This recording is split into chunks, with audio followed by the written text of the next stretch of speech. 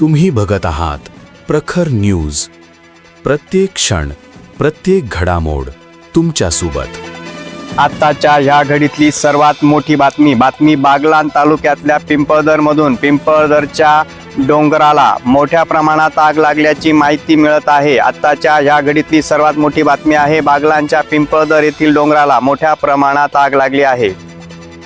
अज्ञात व्यक्तीकडून ही आग लावली जाण्याची शक्यताही वर्तवली जात आहे. आगीने रूप धारण केल्याची माहिती मिळते आहे.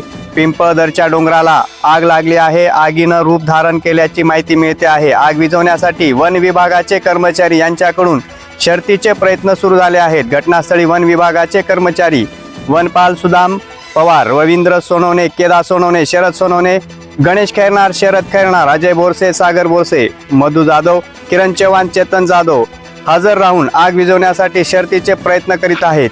या आगीमुळे मात्र नैसर्गिक हानी मोठ्या प्रमाणात होण्याची शक्यताही वर्तवली जात आहे. प्रखर न्यूजसाठी भगवान पवार, पिंपळदर.